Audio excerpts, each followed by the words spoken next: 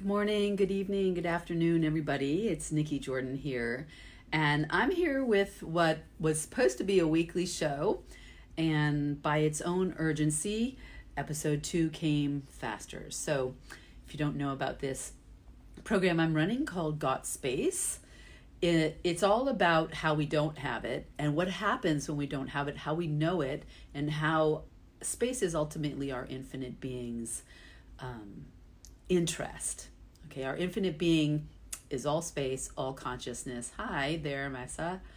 And there's a very important thing that happened to some people. All right, some of you may have a job that you don't know about. And the importance of that job as a facilitator of death is to actually help beings transition. So it's not the same as being a hospice nurse, which is another one. It's not the same, like there are people who are actively in this world here whose job is to help people transition.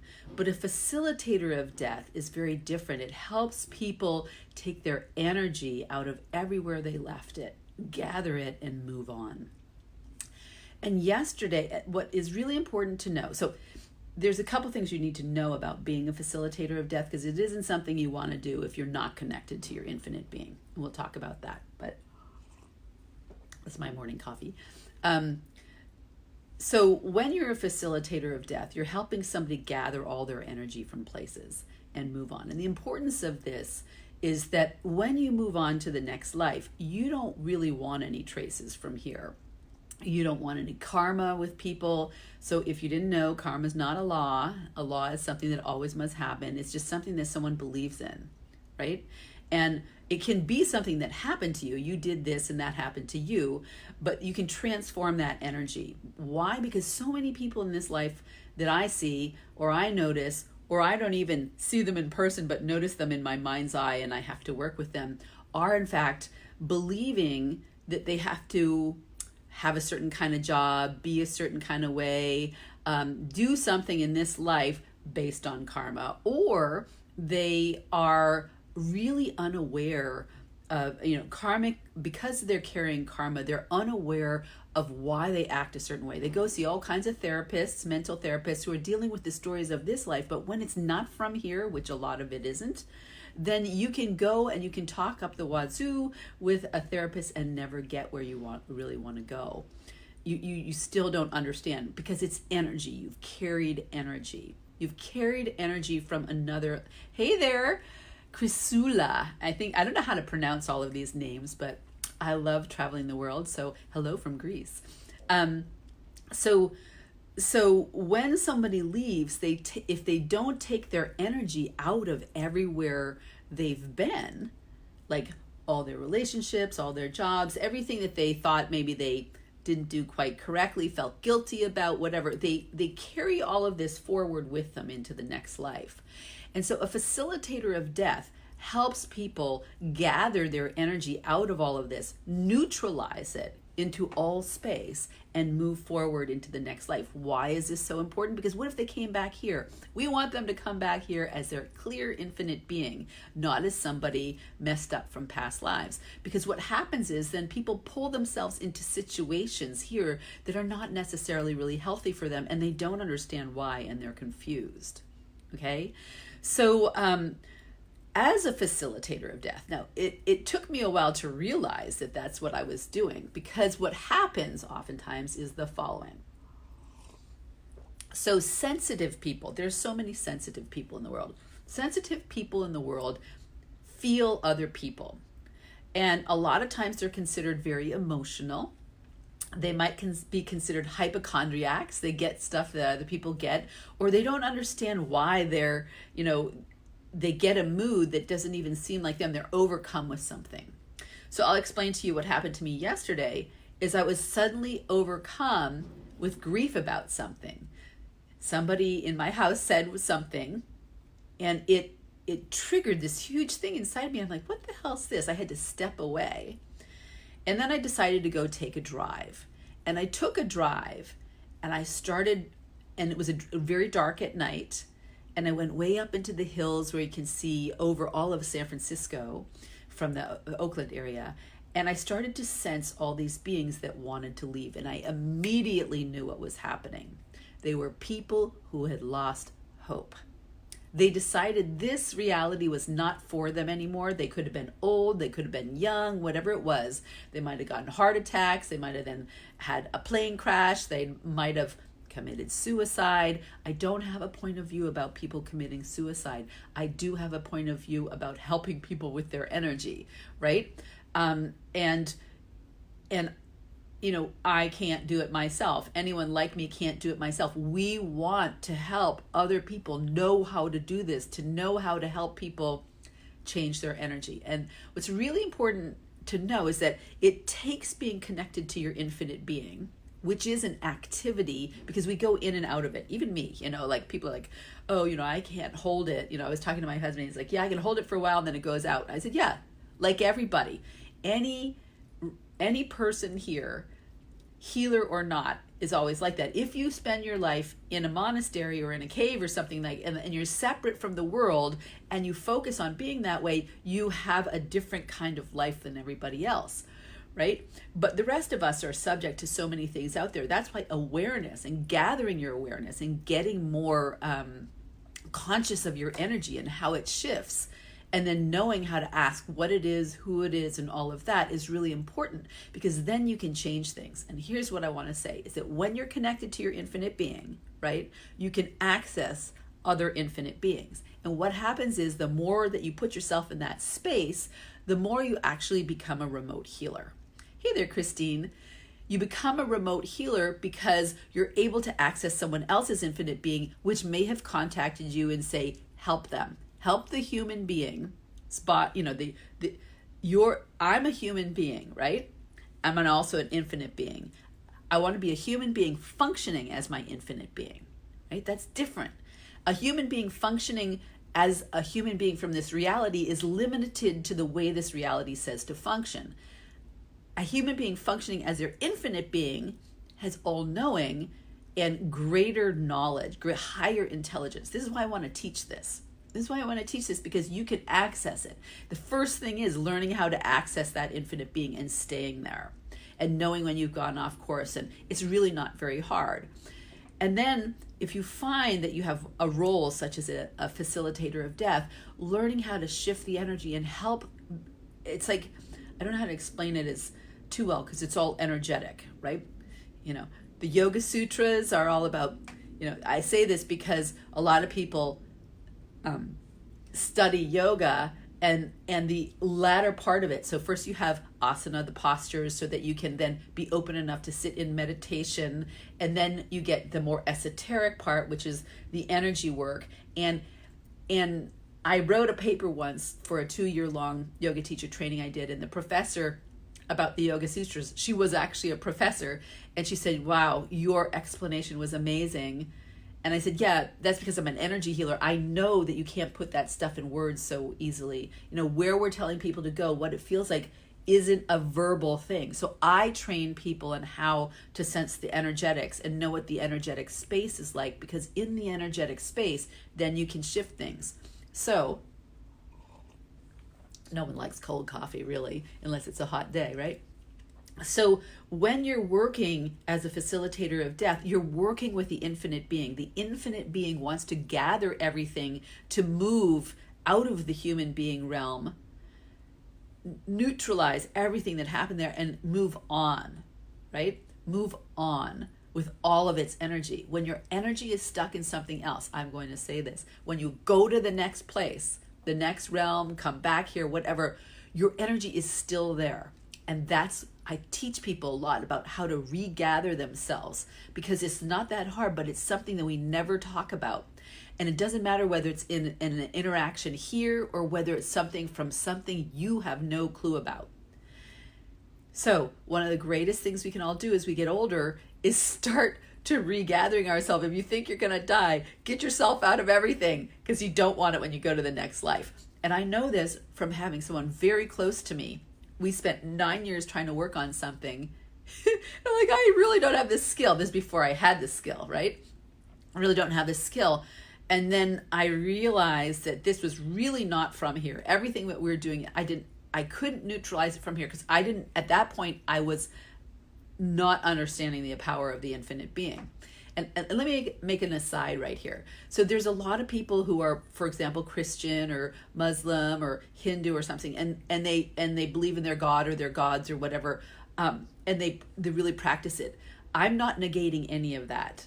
Okay, I'm not negating any of that, because some people in those realms are very. Have you ever met someone who's very Christian, for example? So I live in the United States, who's very spacious and peaceful, and like people flock to them and things get done, right? It's because they are in their infinite being. Have you ever met a creator of a great business and they just, nothing's in their way, because they're in the space of their infinite being and the infinite being of the of the business or whatever it is that wants to come through them. It's a very different space, and it's a space I can train everybody to go to. You know, we fall out of it, right? But we go back into it. But the more of us go into this realm, the more we're not subject to this. So let's get back to the facilitator of death. Yesterday, people had lost hope. Now, they may have been losing hope over a few days, but I know in this country and in this world, things happened that people said, I'm out, right? This is a godless place. Now, I do know that when I look at Congress, right, U.S. Congress, when I look at the Congress, the House of Representatives and the Senate, right, I try to connect everybody to their infinite being, so they will make the infinite choice. I couldn't do it because it's a bunch of followers. You have to stop being a follower. And if you don't know you are, then we can talk about that one day. Are you a follower? You have to stop being a follower, because followers are under a spell. Followers have decided to follow something, and they've latched into it, and their infinite being is going, holy smokes, I don't have an independent opinion. I can't make a choice by myself. That's why it was very important to me what Mitt Romney said. That is someone who is accessing their infinite being. They're going, God knows there's no consequences for me here that are in the ultimate consequences. They might happen in this realm, but people who have their own conscience and they act against their infinite being, it's really often because they're following, right? And we do this all the time. People follow gurus. People wait for their teacher to say something. People wait, the independent critical thinker is not what I'm talking about. In my generation, we were taught about to be a critical thinker. It was a big thing. So we got very mind oriented, and we dissociated from our infinite being. Maybe we never had it before. But when you facilitate death, you want a better world, a better universe. Wherever that infinite being is going next, you want that. And your gift is to help gather that. Now, there's a way to know whether you are one. So those of you who know, body show me a yes, body show me a no, great. Now, before I connect someone to their infinite being, I have to have them have the ability to talk to themselves as well. There's a reason why I do a lot of self-body work. I teach it because people are disconnected from their body, and their body is answering a lot of questions. It is actually the vehicle that the infinite being uses the most. It's not the only one, the most, to get us to get our attention. It is also the vehicle that other infinite beings, other entities, your work, your relationship, your future you, use to communicate with you. So when you're a facilitator of death, you ask yourself, truth, am I a facilitator of death? And if you get the answer is yes, which there's actually a lot of them, then we know that we have this capacity. And why are there a lot of them? A lot of people who are facilitators of death? Because this is a natural thing for infinite beings to help others like this. And so if you're just tuning in, I highly recommend you go back to the beginning, because it's very important. A lot of people lost hope. And so when I went on that drive last night, I had to sit there and be the space of pulling all of them out of all of their relationships here, all of their karma. Anyone who's ever had anyone die in their life does not necessarily want to hear. I will be controversial. Everything I'm going to say for a lot of people will be controversial. They don't want to hear that that infinite being needs to be free. Many people want to hold on to what died. Now, I have a lot of experience with death. My brother died. My first real one, not my grandmother having a heart attack or anything like that. My first real one was my brother dying at 15, very shockingly fast, in a very tragic accident. So I had to learn that his infinite was there, but I couldn't hold on to him. There was nothing to hold on to. There were memories, and there was the contribution of that person's life. The contribution. I had the gift of their of their life, and now what's the gift of their death? Right? That's something to learn, something to know, how greater to connect to your infinite being. But what I learned from that was I also could facilitate death. Right?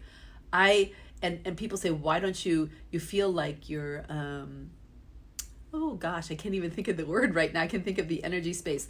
Like you're unemotional. I mean, I'm an emotional person, but if you're unemotional, that you don't care, you have no convictions, it doesn't matter to you what's happening. That is absolutely not true.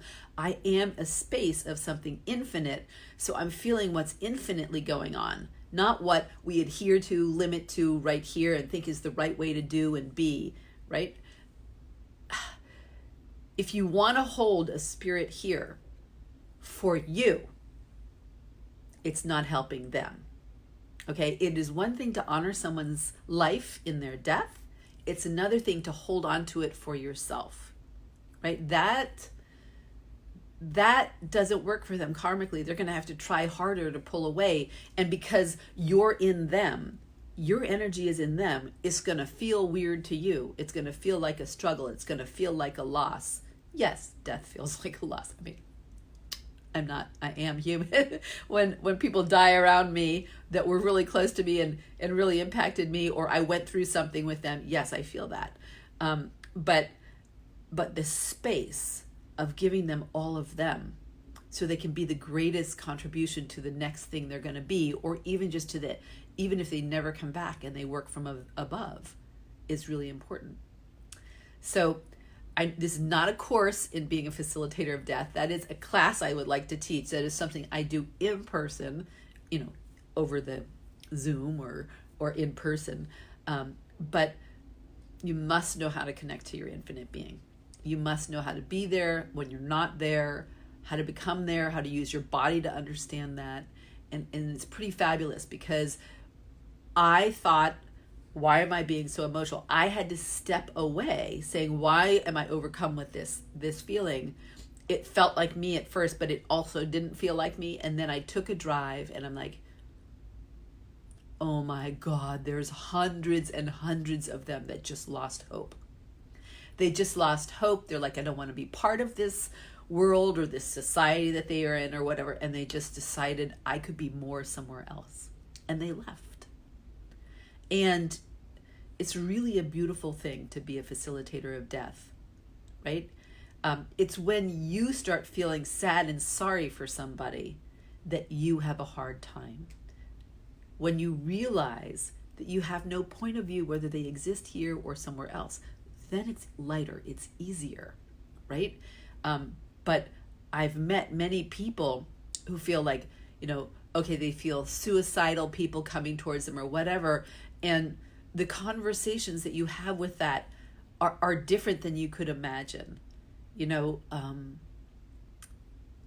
I've had people commit suicide in my life, someone I really knew, and they didn't see a way out. Their way out was leaving. They didn't see another way because neither they nor their parents or whatever were taught how to be different. There were too many things that people were adhering to as to, what it meant to be successful. That's that in one realm. What it meant to not have a relationship. Well, it meant that you weren't even to feel that you didn't have one. You were absent from yourself. You're absent from what you work with in the universe. There is no sense of loneliness when you're connected to that. We do become lonely, and we move away from what we're connected to in the universe, and we become lonely here sometimes. But if you're in that state and you reconnect to everything, you're like, oh, I'm not lonely. And not only that, look at how many things I can connect to here. There's definitely something dynamic going on. So I believe that we do not have certain tools. We do not have certain energetic tools that we need, that we're never taught this way. And I feel like it's my job to make it normal, because it will make people able to get along better. It'll make people able to create a better world here. And sort of the negativity and the need to disparage others that we see in our press in the United States all the time will not survive, will not be given fire under it as something like, oh, this is the way to be. We will have a very different energetic way of sensing and how to change things and how to create things. And if you're in, then let me know, because I had a discussion on being a facilitator of death before, and I can actually if you think that you're part of this, I can create a class out of this. And first part is, all of these people need to know how to be and practice being part of their infinite being, because then it gets a lot easier. And this is a practice. Why? Because we're pulled by the energy of what's here.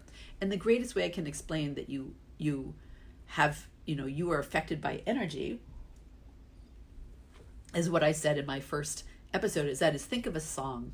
Like, you're feeling something, you're feeling happy, you're like, a happy song comes on and you get happier. So it's added to you, it's multiplied your happiness. Or you're feeling sad and you want like morose songs and they make you feel more morose, right? Or you're feeling sad and you're like, let me put some happy, or you hear some happy music and it starts to attenuate your sadness and shift your energy. This is the simplest way we can see about how everything around us is energy. Physics is that. Everything around us is energy, and it always has been, and it interacts. We just don't look at ourselves that way as human beings, because we think of the mind as superior. We think that I think, therefore I am, and that we can create from the world this way. It isn't true. I sense, I know, therefore I can be the greatest thing here. So anyway, I hope this helped you.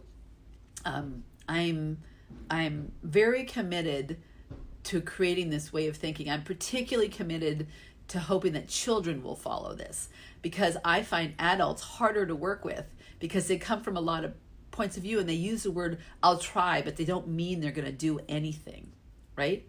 I hope, maybe, all these words that they use that limit them, that is one of the hardest jobs I have sometimes, with being around what lives with me often.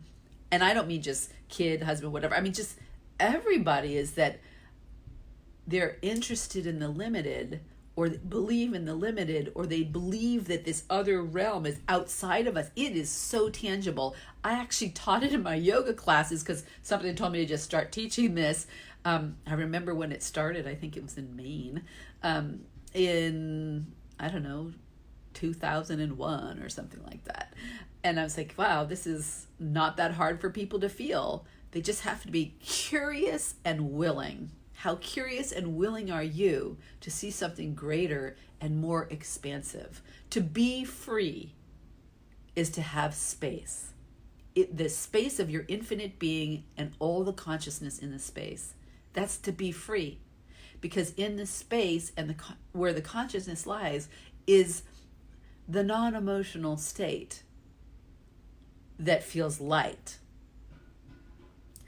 And if people don't want to feel that way or have trouble, the first place I go is not their stories from here, is their stories from way far away, right? The stories from any time, space, and dimension. All right. I hope this contributed to you today. Have a nice day.